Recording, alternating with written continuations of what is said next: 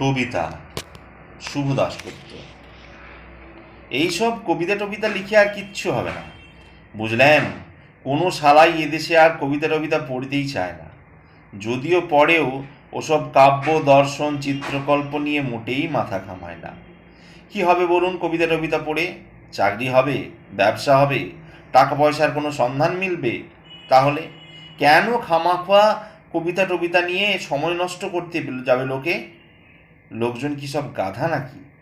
কবিতা টবিতা পড়ার চেয়ে সিনেমা পত্রিকার রঙিন চকচকে পাতায় চোখ রাখলে ভেতরটা চুলবুলিয়ে ওঠে, মনটা বেশ ফুরফুরে হয়। শেয়ার টেয়ার নাকি দামি ও নামি পত্রিকার পাতা উল্টালে 2 পয়সা কামানোর ধান্দা হতে পারে। কবিতা টবিতায় ওসব হয়? আজকাল ছেলেমেয়েরা কবিতা টবিতা পড়ে না, পড়তেও চায় না। কি লাভ নদী পাহাড় ফড়িং ঘাসফুল শালবন ইত্যাদি সব অপ্রয়োজনীয় বিষয়ে আহ্লাদ করার? কবিতা টবিতার চেয়ে সায়েন্স পড়াটা কাজের, অঙ্ক শেখা আরও কাজের, কম্পিউটার শিখলে আরও অনেক কাজের।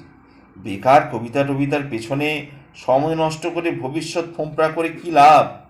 যাদের জীবনে প্রচুর অর্থ সম্পদ, প্রচুর বৈভব, প্রচুর প্রতিপত্তি, তারা কবিতা টবিতা পড়ে না।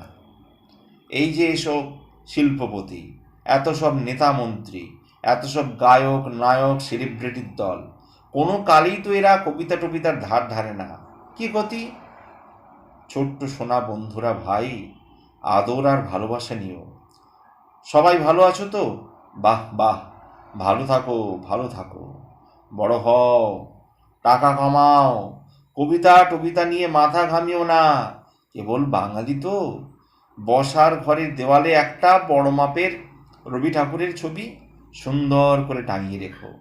বছর বছর 25শে বৈশাখ ছবিটাতে মালা দিও, কেমন?